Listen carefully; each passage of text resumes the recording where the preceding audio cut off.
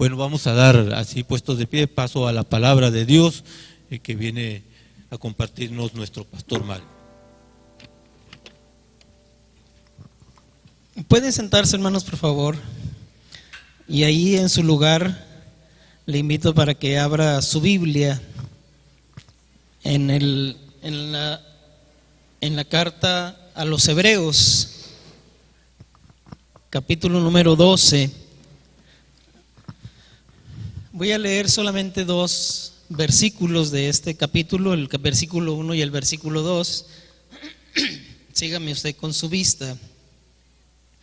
Dice la palabra: por tanto, nosotros también, teniendo en derredor nuestro tan grande nube de testigos, despojémonos de todo peso y del pecado que nos asedia, y corramos con paciencia la carrera que tenemos por delante, puestos los ojos en Jesús, el autor y consumador de la fe, el cual por el gozo puesto delante de él sufrió la cruz, menospreciando el oprobio, y se sentó a la diestra del trono de Dios. Vamos a orar. Señor, ponemos en esta hora nuestra vida, nuestros corazones en tus manos. ¿Quién mejor que tú, Señor, que conoces lo más íntimo de nuestro ser? ¿Quién mejor que tú, Señor, que conoces, Señor, nos conoces en la intimidad de nuestro hogar? Gracias te damos, Señor, porque no solamente nos conoces, sino que conforme a ese conocimiento que tú tienes de nosotros, tú quieres hacer algo en cada una de nuestras vidas. Señor, ponemos ante ti toda tristeza, todo temor, todo confusión, Señor, todo aquello, Padre, que no viene de ti, Señor, pero que mengua o trata de menguar nuestra fe y de robarnos, Señor, el gozo, de robarnos, Señor, la paz que hay en nuestros corazones y que provienen de ti. Te pedimos por eso, Señor, que a través de esta palabra tu Espíritu Santo haga una obra en esta hora en nuestros corazones, y al salir de este lugar, Señor, nuestra vida sea diferente, nuestra mirada, Señor, esté donde debe estar, mi Dios, y no donde la estamos poniendo actualmente. Nos entregamos en tus manos, descansamos en ti, Señor, y muéstranos, Señor, como cantábamos hace un momento, cuán grande eres tú, Señor. Eres más grande, Señor, que cualquier necesidad, que cualquier problema, que cualquier circunstancia por la que estemos pasando. En ti estamos, Señor. Bendícenos en el nombre de Cristo Jesús. Amén. Y quisiera compartir con ustedes, hermanos, un mensaje de acuerdo a la temporada por la que estamos pasando en estos momentos. Ustedes saben que el año eclesiástico está durante todo el año, se divide o se organiza en diferentes etapas, y la etapa por la que estamos ahorita pasando es una etapa que se conoce como el Adviento. Una etapa, hermanos, que regularmente comienza al finales de noviembre y que se extiende hasta llegar al domingo, al domingo de la Navidad, que es el 25 de diciembre. El primer domingo de Adviento, hermanos, comienza cuatro domingos antes del 25 de diciembre. Habrá ocasiones en que el primer domingo de Adviento puede caer del 27 de noviembre al 3 de diciembre, el primer domingo. y como consecuencia la duración de esta estación varía a veces de 21 días a 28 días, pero siempre tiene que ser 4 domingos anteriores a el día 25, que es 25 de diciembre, que celebramos la Navidad. En este año, si usted se ha puesto se ha fijado, se ha puesto a contarlos, nos daremos cuenta que el primer domingo de Adviento fue el domingo pasado, el 1 de diciembre, de tal manera que el último domingo de Adviento será el día 22, 2 días antes de Navidad. Y la palabra Adviento, hermanos, nada más para entender un poquito más esta etapa, proviene de una palabra latina que es adventus y que significa venida o advenimiento. Adventus es a su vez la traducción de la palabra griega parusía, que era una palabra que se utilizaba para designar la venida o la llegada de un personaje importante. En este caso sabemos que la llegada o la venida que se está anunciando es el nacimiento de nuestro Señor Jesucristo, es el anuncio del nacimiento. El Adviento, hermanos, es una estación o una temporada que se caracteriza o que debe caracterizarse en la iglesia sobre todo por esperanza, por alegría, por expectativa. Durante estas 4 semanas la iglesia considera la venida del Salvador, que llegó a este mundo para salvar en primer lugar a los pecadores, pero que el día de hoy sigue llegando al corazón también de cada uno de los creyentes, por medio de la palabra de Dios y por medio del mensaje que escuchamos en estos tiempos y por medio de los sacramentos, y que vendrá, también recordamos o celebramos el recordar que vendrá otra vez en gloria a juzgar a los vivos y a los muertos en su segunda venida. Es un tiempo, hermanos, básicamente de preparación. Es un tiempo de arrepentimiento. Es un tiempo en el cual hacemos un análisis, un estudio de nuestra vida para saber cómo nos encontramos delante de nuestro Dios, cómo nos encontramos en nuestra relación con Dios y en nuestra relación también con nuestros hermanos. Es un tiempo en el que la iglesia se prepara para la Navidad y para la segunda venida de Cristo al mundo, cuando volverá como Rey del universo. Ese es el Adviento. Por otro lado está la palabra Navidad, que es la estación que continúa después del Adviento. La Navidad, la palabra Navidad es una contracción de la palabra natividad, que significa natalicio. El día de Navidad, hermanos, es la conmemoración anual del nacimiento de Jesucristo en Belén, según los evangelios de Mateo y de Lucas.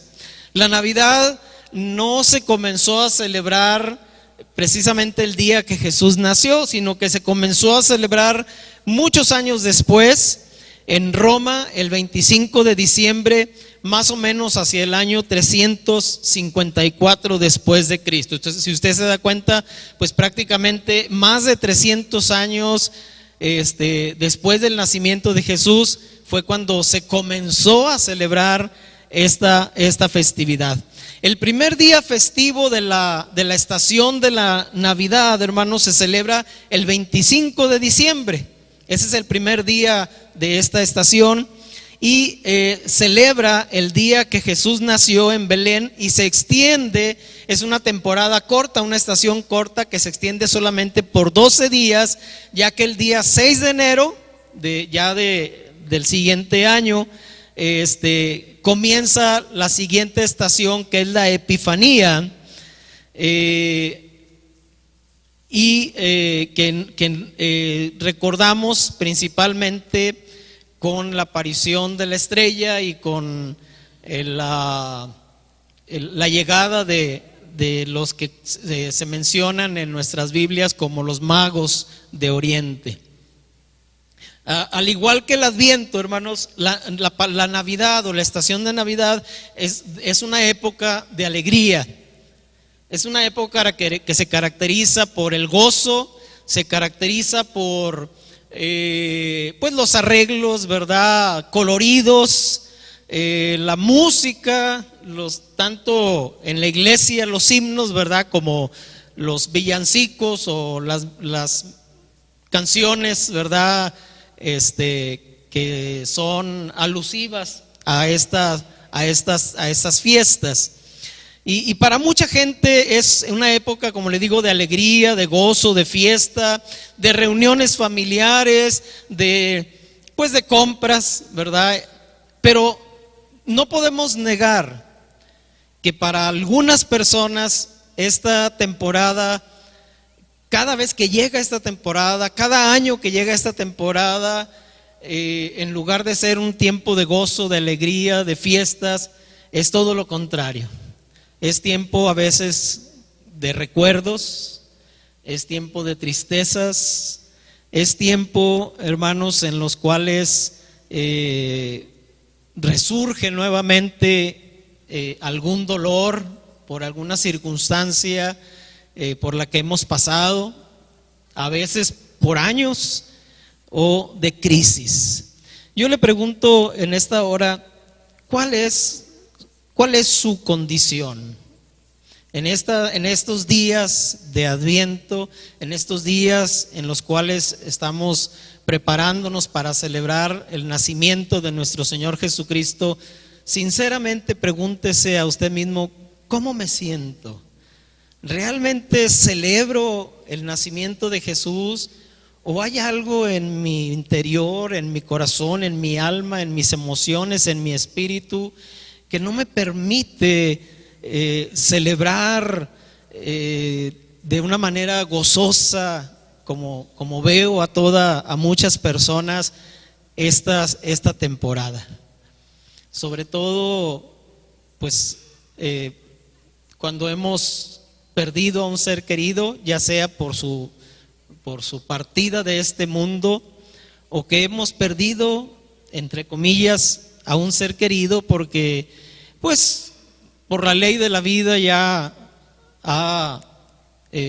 se ha casado, ya ha formado su hogar, ya no está con nosotros, y es un tiempo diferente a cuando estábamos toda la familia reunida. Ya no es de la misma forma, aunque sabemos que los hijos vuelven al hogar, ¿verdad?, pero ya no están ahí. Esa es la situación en la que a veces nos encontramos. ¿Cómo está su condición en este momento? Algo de esto es lo que quiero hablarle en esta tarde. ¿Está listo usted? ¿Su alma, su espíritu está listo para celebrar este tiempo de Navidad? ¿Es usted de los que piensan que se acabó la esperanza, de que las cosas pues cada vez se pondrán peores? Porque no solamente aunado a que a veces los hijos ya se van del hogar, aunado a ello, pues somos un año más viejos, no podemos negarlo, y eso trae consigo pues achaques y situaciones, ¿verdad?, que no teníamos anteriormente. ¿Cuál es nuestro sentir en este momento? ¿Cuáles son nuestras conversaciones? ¿Qué platicamos con nosotros mismos? Y si nos gustaría realmente que haya un cambio en nuestra situación. Con frecuencia es muy común que nos limitemos a poner nuestra mirada donde no debemos ponerla. Ponemos nuestra mirada en los problemas, ponemos nuestra mirada en las situaciones de crisis, ponemos nuestra mirada en la silla vacía, ponemos nuestra mirada en los recuerdos, ¿verdad?, de antaño, y al final terminamos pensando que nuestra vida ya no es la misma, ya no será la misma, que ahora somos infelices, somos deprimidos, angustiados, desesperados. No sé, puede haber infinidad de situaciones que puedan estar causando esta situación. ¿Qué puedo hacer yo? ¿Qué puede hacer usted para cambiar esta realidad? ¿Qué podemos hacer, hermanos, para que estos tiempos que para mucha gente, quizá para la gran mayoría de la gente, son tiempos de gozo, de alegría, para nosotros son tiempos de crisis que afectan nuestros corazones en esta época? Déjeme le platico una historia. Esta era la historia, es la historia de un rey hindú que contaba con muchas riquezas. Tenía uno de los palacios más hermosos, más majestuosos, más enormes de aquel tiempo, y contaba también con uno de los reinos más grandiosos que algún rey pudiera contar. Un día, uno de sus siervos se acerca al rey y le dice: Rey, quisiera conocer cuál es tu secreto, cuál es la clave que hace que, a pesar de tener todas estas posesiones, todos estos lujos, todas estas riquezas, sigas siendo una persona humilde, un rey amoroso y un rey que es de bendición para todos los demás. ¿Cómo has logrado mantener ese espíritu de humildad en medio de tanta abundancia? Y el rey le reveló, le contestó con estas palabras: te voy a revelar cuál es mi secreto. Si recorres todo mi palacio y todo mi reino para comprender la magnitud de mi riqueza, pero va a haber una condición, le dijo el rey a su súbdito. La condición va a ser que vas a llevar en tu mano una vela encendida, y si esta vela se te apaga en el recorrido que vas a hacer, entonces vas a perder la vida. Te voy a decapitar. Era algo difícil, ¿verdad? Pero pues ya estaba ahí el súbdito, ya había hecho su pregunta, así que el súbdito pues tomó ese reto. Comenzó su caminata por el palacio, por el reino, recorriendo todos los lugares, toda la belleza, toda la omnipotencia, pero siempre con su vela, con su vela en mano, cuidando de que no se le apagara. Después de algún tiempo, no sé qué tanto tiempo le llevaría a recorrer a este súbdito todo el reino, pero después de algún tiempo regresó y se entrevistó nuevamente con el rey. Y le preguntó el rey, le hizo esta pregunta el rey: muy bien, dime, ¿qué piensas de mi reino? ¿Qué piensas de todas mis riquezas? Y el súbdito le respondió: la verdad, rey, es que no pude ver nada, porque lo único que me preocupaba era que la llama de la vela no se me apagara. Y eso tiene mucho que ver con nuestras vidas. El rey le dijo: pues ese es mi secreto. Estoy tan ocupado tratando de avivar mi llama interior que no me llaman la atención las riquezas externas. Y eso es lo que nosotros tenemos que poner nuestra mirada. ¿En dónde estamos poniendo nuestra mirada? Si nosotros ponemos nuestra mirada, hermanos, en las cosas externas, si ponemos nuestra mirada en los demás, si ponemos nuestra mirada en las luces, en los adornos, en los arreglos, en las compras, ¿verdad?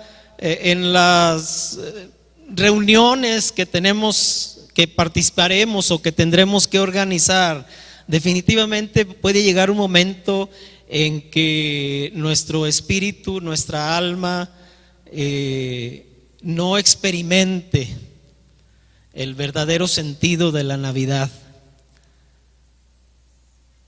El secreto, hermanos, para disfrutar este tiempo de Navidad no está fuera de nosotros. El secreto está en nuestro interior. El secreto, hermanos, al igual que el rey, al igual que el súbdito lo entendió, el secreto está en poder cambiar, tu mirada.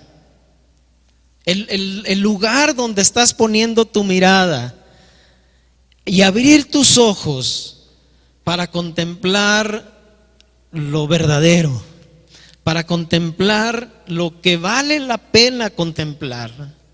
Yo sé que estamos bombardeados desde prácticamente cada vez, desde más tiempo antes de la llegada de la Navidad, desde noviembre prácticamente, ya vemos en los aparadores los adornos navideños y los regalos y las ofertas, ¿verdad? Y cada vez más somos bombardeados a poner nuestra mirada en todas esas cosas. Pero hermanos, el secreto está en abrir nuestros ojos espirituales y poder contemplar la verdadera gloria, la verdadera grandeza, la verdadera belleza, la verdadera magnificencia de esta temporada, de lo que estamos celebrando en estas fechas. Que dejemos ya de ver y dejemos de hablar de aquello que nos preocupa y comenzar, hermanos, a poner nuestra mirada no en la situación o en la circunstancia, sino en la persona en la que debemos ponerla.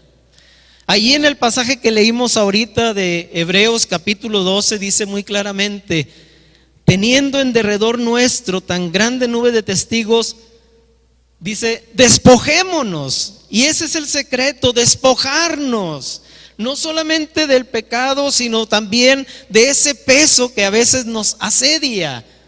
Porque a veces no es un pecado el que nos agobia, porque examinamos nuestros corazones delante del Señor y el Señor no nos da testimonio de que haya algo que esté mal, algo pecaminoso en nuestros corazones, pero aún así no nos sentimos plenos, no nos sentimos gozosos, porque no solamente es el pecado, sino también hay un peso que nos asedia, y ese peso puede ser cualquier cosa en la vida de cada uno de nosotros. Pueden ser cosas diferentes en la vida de cada uno de nosotros. Pero tenemos que despojarnos de ese peso, hermanos. Y no solamente eso, dice, y corramos con paciencia la carrera que tenemos por delante. Y viene ahí una frase, que es la frase clave: puestos los ojos en Jesús, el autor y consumador de nuestra fe. Ahí es donde debemos poner nuestra mirada. Cuando perdemos de vista lo esencial de esta temporada navideña y la ponemos en muchas cosas que no son malas, pero a veces no estamos poniéndola en quien debemos ponerla, y eso nos mengua la paz, mengua el gozo, mengua el amor, mengua la verdad de lo que estamos celebrando, y eso hace que nuestra vida no la consideremos del todo feliz y del todo gozosa. Déjeme decirle, perdón, que la Navidad en sí es una crisis. Porque en la Navidad, hermanos, celebramos un nacimiento. Y los que hemos sido padres, o los que somos padres, sabemos que un nacimiento de un hijo, de una hija, siempre representará una crisis para el matrimonio. Siempre representará una crisis para el hogar, para la familia. Un nacimiento siempre traerá consigo una crisis. ¿Por qué? Porque un nacimiento implica cambios. Ya sea el primer hijo o sea el séptimo hijo, el que sea. Siempre un nacimiento implica cambios, y los cambios, hermanos, siempre traerán consigo crisis. Por ejemplo, el anuncio del nacimiento de Jesús por medio del ángel hacia María fue una crisis para ella. Imagínense un ser angelical se le aparece a una mujer virgen, y de buenas a primeras le anuncia que va a tener un hijo. Y su primer pregunta es: ¿pero cómo va a suceder esto si yo no conozco varón, nunca he estado con ningún hombre?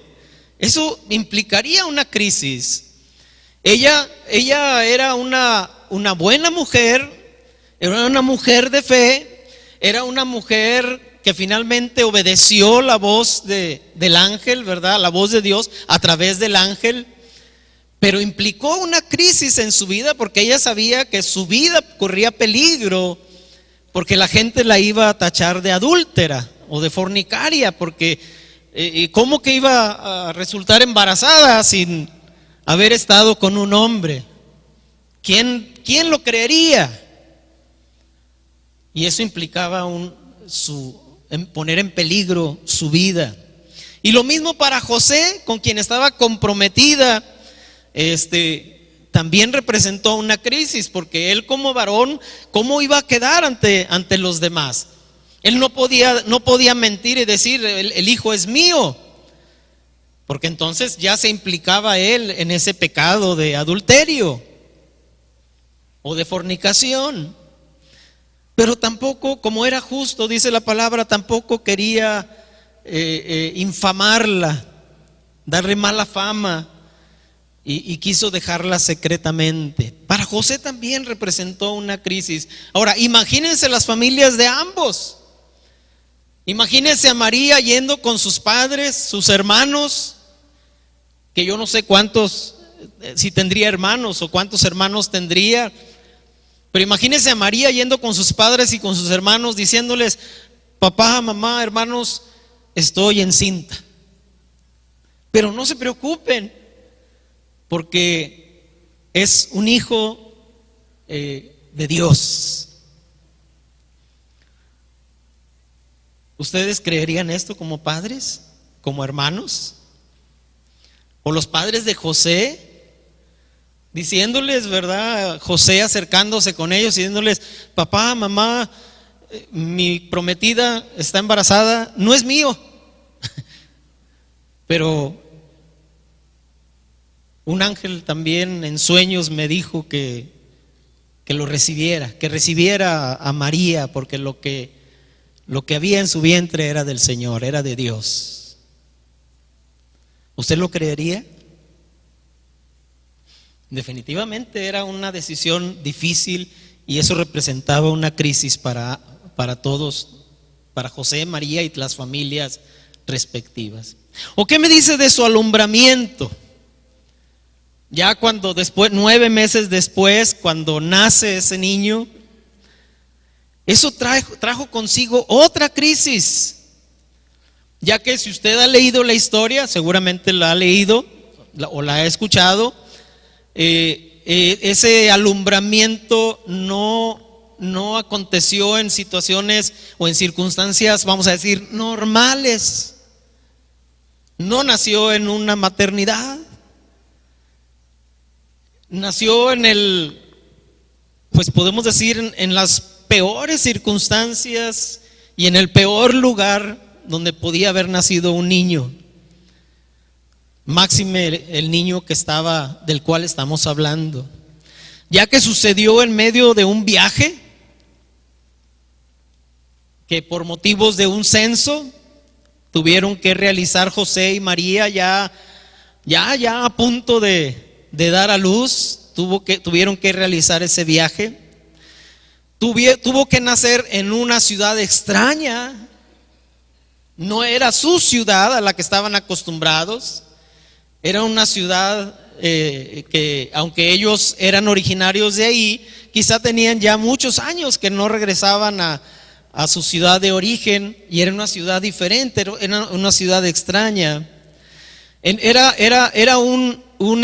no solamente una ciudad, sino un lugar extraño, en unas circunstancias difíciles y sobre todo en un ambiente insalubre, en un establo. Yo creo ninguno de nosotros, aún en nuestras circunstancias más extremas, hemos tenido a alguno de nuestros hijos en un lugar tan insalubre como lo es un establo, donde hay animales, donde hay excremento, donde hay orines, donde hay tanta microbios, ¿verdad? Ese fue otro momento de crisis. Y finalmente, hermanos, podemos hablar de la historia de su nacimiento, la noticia de su nacimiento, que trajo consigo otra crisis, ahora ya no solamente para José y para María, sino también para el bebé recién nacido, ya que al enterarse Herodes del nacimiento de Jesús, y al enterarse por medio de los magos de que ese Jesús estaba profetizado que sería el rey de los judíos, pues Herodes se sintió amenazado. Sí, nos puede parecer ridículo que un hombre de, 40, 50 años se sienta amenazado por un bebé que acaba de nacer, y que en un futuro, quizá donde él ya ni siquiera exista, va a usurpar o va a tomar su reinado, su reino. Pero así sucedió, hermanos. Así era este hombre Herodes, un hombre temeroso, inseguro, que buscó, dice la palabra, que buscó según el tiempo que los magos, que había inquirido de los magos cuando nacería, empezó a buscar a ese tal Jesús para matarle. Y ahí comenzó otra crisis en José, María, y ahora añadimos al recién nacido Jesús. Pero fíjese que esta crisis se extendió a todo el pueblo, porque cuando Herodes no encontraba al niño, no lo encontró por ninguna manera, porque José y María fueron avisados por un ángel que huyeran con el niño a Egipto, porque Herodes lo buscaba para matarle. Eso se encendió más la ira de Herodes, de tal manera que dice la palabra que mandó matar a todos los niños del pueblo menores de 2 años. Así es que la crisis, que era una crisis para una familia, se extendió a todo el pueblo, y muchos niños fueron muertos en ese tiempo. ¿Sería o no sería una crisis, hermanos, el nacimiento de Jesús? ¿Trajo consigo o no trajo consigo una crisis? Así es que, hermanos, así como José, María y Jesús contaron con el auxilio divino, contaron con la ayuda de Dios, tenga por seguro que la vida suya también está en las manos de Dios. Y el auxilio, la ayuda, lo que usted necesita, Dios lo conoce, Dios lo sabe. Y quisiera Eso es lo principal, es lo fundamental, que nosotros, nuestra fe sea renovada, nuestra ilusión, hermanos, por el nacimiento de Jesús, no tanto por lo externo, de la manera como vamos a celebrar esta Navidad, sino lo esencial del nacimiento de Jesús vuelva nuevamente a renovarse en nuestros corazones. Yo sé que no vamos a disfrutar, ¿verdad?, como cuando éramos niños, esta temporada navideña, porque ellos ponen su mirada en el regalo, ¿verdad?, en el juguete, en lo que les vayan a regalar en esta Navidad. Nosotros ya no, esas cosas pues no, sí nos agradan, pero no nos producen ese gozo que nos producía cuando éramos niños. Pero podemos renovar, hermanos, ese sentir, ese espíritu navideño, pero el verdadero espíritu navideño, para que podamos disfrutar, hermanos, como debemos disfrutar año con año el nacimiento de nuestro Salvador. Y por eso quisiera compartirles 5 cosas que pudieran ayudarnos. Quizá no las 5, pero alguna de ellas, alguna puede ayudarles a otro, para que podamos volver a celebrar el nacimiento de Jesús como Dios desea que lo celebremos. Primeramente, hermano, vea la crisis como una oportunidad. Una crisis, hermanos, siempre será algo difícil, siempre. Pero siempre tenemos que ver lo que hay detrás de la crisis, la oportunidad que Dios nos está dando detrás de ese momento, de esa circunstancia, de ese problema, de esa enfermedad, de esa situación de crisis. ¿Cuántos de nosotros, hermanos, conocimos a Jesús, tuvimos un encuentro con Jesús en medio de una crisis? Yo le aseguro que la gran mayoría de los que estamos aquí conocimos a Jesús, tuvimos la oportunidad de tener ese encuentro con Cristo cuando estábamos pasando por una crisis.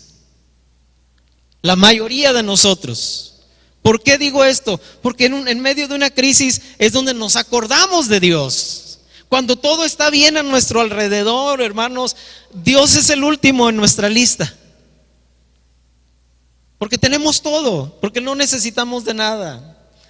Pero cuando hay un problema, cuando hay una enfermedad, cuando hay una situación particularmente difícil en nuestro interior, en nuestro matrimonio, en nuestro hogar, entonces es cuando miramos al cielo, cuando volteamos nuestra mirada hacia Dios. Y una crisis trae consigo, hermanos, siempre una oportunidad. Dice Romanos 8:28, y sabemos que a los que aman a Dios, todas las cosas les ayudan a bien.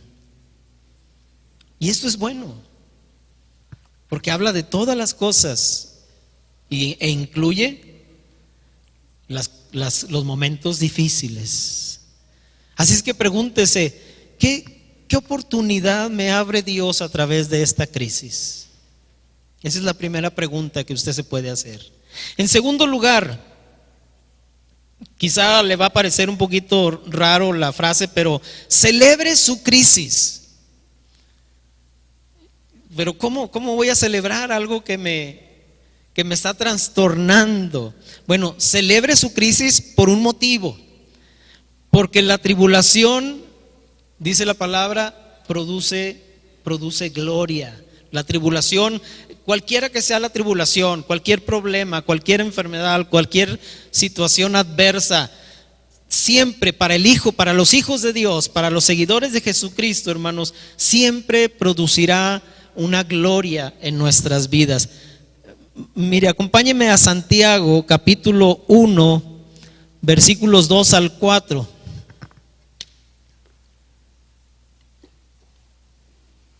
Dice la palabra, hermanos míos, y aquí está la frase, ¿verdad?, que se nos hace extraña. Tened por sumo gozo, o sea, no por cualquier alegría, no, sumo gozo, o sea, el máximo gozo. Cuando os halléis en diversas pruebas, y aquí el diversas pruebas las incluye a todas. No hay prueba que escape al poder mirarla con sumo gozo. Y aquí está la clave, aquí está el secreto del rey que vimos hace un momento. Sabiendo que la prueba de vuestra fe produce paciencia. La paciencia, hermanos, es un fruto del Espíritu. Y un fruto siempre será algo bueno. Sabiendo que la prueba de vuestra fe produce paciencia. Pero dice el versículo 4, mas tenga la paciencia su obra completa. O sea, hay que ser pacientes para permitir que la paciencia cumpla su cometido. Hay que ser perseverantes, no dar la espalda al problema, no darle la espalda a Dios, que nuestra fe no decaiga, que perdamos nuestra confianza en Dios antes de tiempo. Hay que dar a Dios el tiempo preciso para que la paciencia cumpla su obra completa, para que seáis perfectos y cabales, sin que os falte cosa alguna. Perfectos y cabales. Esa es la bendición, esa es la gloria de una tribulación. Así es que quizá tenemos que cambiar, como dicen, el chip, ¿verdad? Nuestro chip. Tenemos que cambiarlo y empezar a ver las pruebas desde un punto de vista diferente. No ver la prueba como una prueba en sí, sino ver más allá de la prueba. Porque la prueba siempre va a traer una bendición, una gloria a nuestras vidas. Si volvemos al pasaje que leímos al principio de Hebreos capítulo 12, fíjese lo que dice: puestos los ojos en Jesús, el autor y consumador de la fe, el cual, y aquí está la clave, por el gozo puesto delante de él, sufrió la cruz. Jesús, hermanos, no fue a la cruz por ir a la cruz. Él fue a la cruz porque sabía que había un gozo que había sido puesto delante de él, había sido puesto en su corazón, sido puesto en su mente. Él sabía que había un plan, que había un propósito de parte del Padre, y que ese propósito solamente podía cumplirse a través de la cruz. Pero era un propósito, hermanos, que rebasaba en gran manera el sufrimiento de la cruz. El profeta Isaías lo dice en otras palabras, pero es exactamente lo mismo. Dice: verá el fruto de la aflicción de su alma y quedará satisfecho. Pero el fruto, hermanos, el fruto no viene de inmediato. Hay que tener paciencia para ver el fruto. Pero hay un fruto. Sépalo. Usted, como hijo de Dios, Dios le ha revelado a usted por su Espíritu Santo que esa tribulación, que esa prueba, que esa lucha, que esa enfermedad, que ese problema por el cual quizá usted está pasando en este momento, o que año con año en estas fechas vuelve a pasar, tiene un fruto. No desmaye, no huya de la prueba antes de tiempo.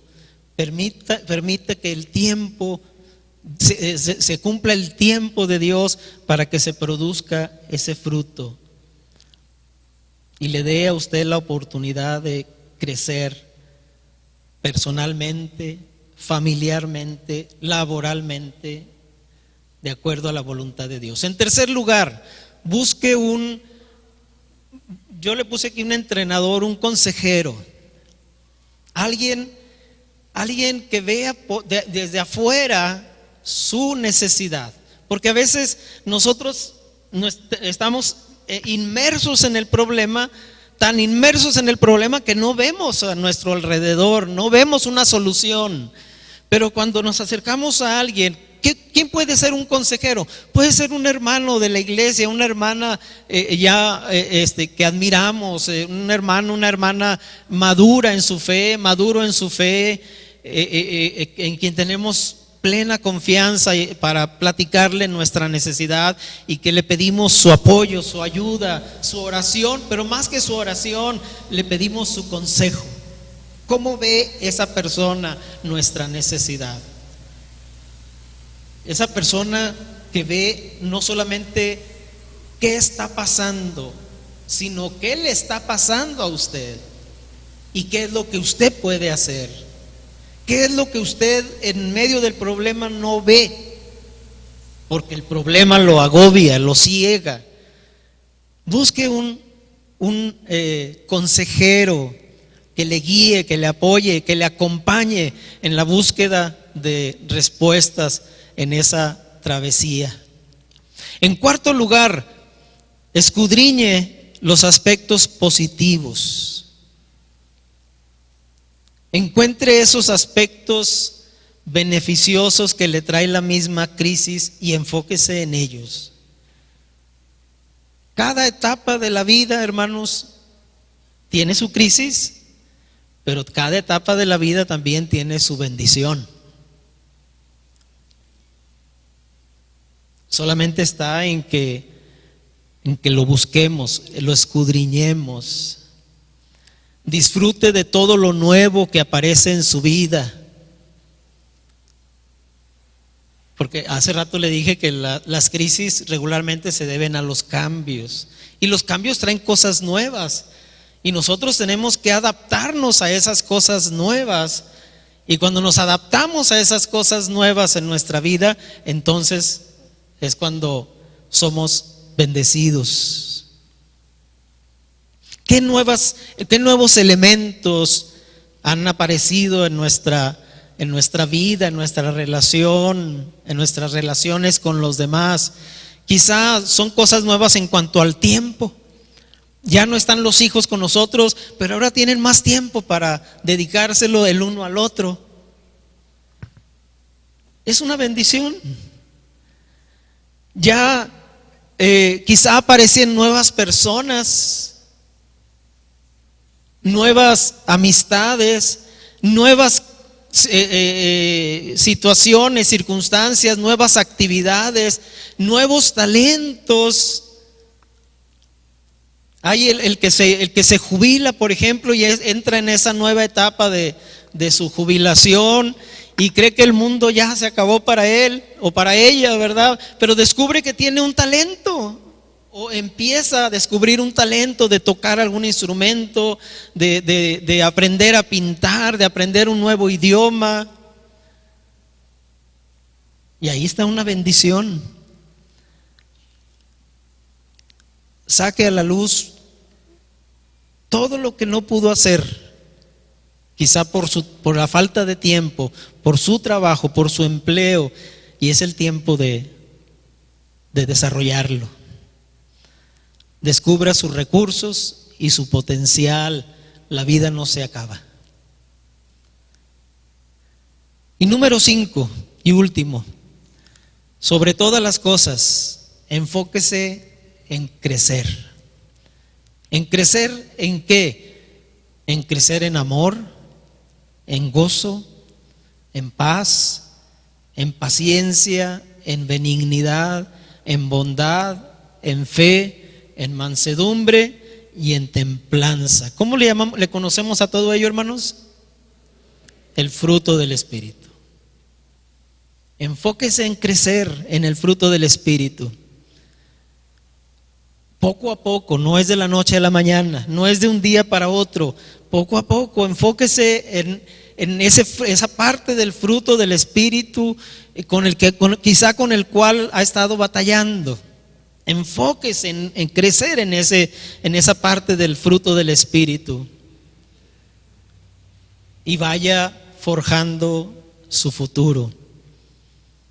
El futuro, hermanos, no viene por sí solo.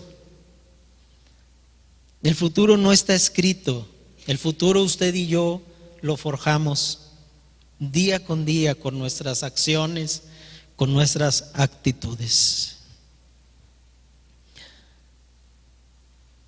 Hermanos, lo hermoso de la Navidad es que Jesús se ha hecho presente, pero no solamente en el mundo, se ha hecho presente en nosotros como la palabra hecha carne, para darnos las respuestas que buscamos, para concedernos una nueva visión para nuestra vida, para colmarnos de abundantes bendiciones, de su amor, su misericordia y su poder. Busque a Jesús en su corazón, platique con Jesús.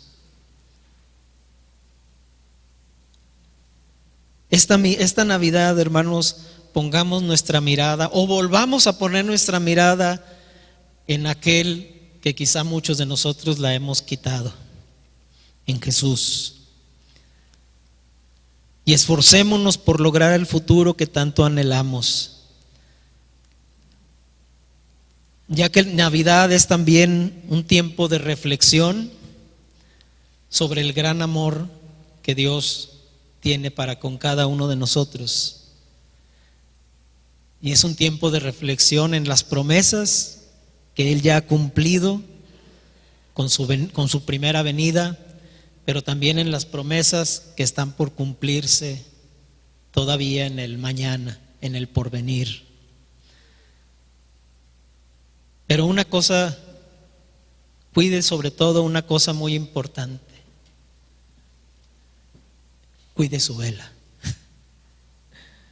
No deje que se apague. Al contrario, que esa flama se encienda más y más en cada una de nuestras vidas. Que esa luz que Jesús ha puesto en su corazón, en su vida, brille hoy más que nunca. ¿Cómo se encuentra su vida, hermano? ¿Cómo se encuentra su hogar? ¿Cómo se encuentra su matrimonio? Ha cambiado definitivamente. Las cosas cambian, pero ¿ha cambiado para bien o ha cambiado para mal?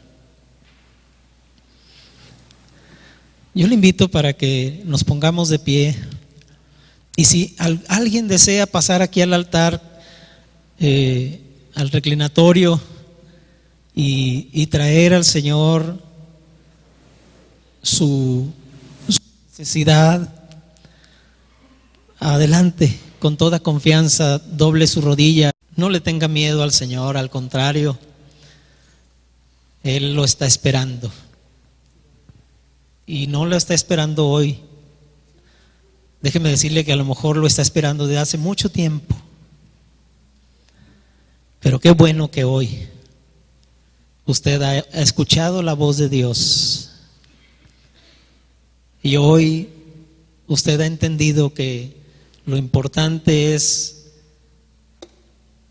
no es la Navidad, lo importante es en quién estamos poniendo nuestra mirada. Vuelva a poner sus ojos en Jesús, el centro de esta festividad, el centro de nuestra vida, el centro de la Navidad.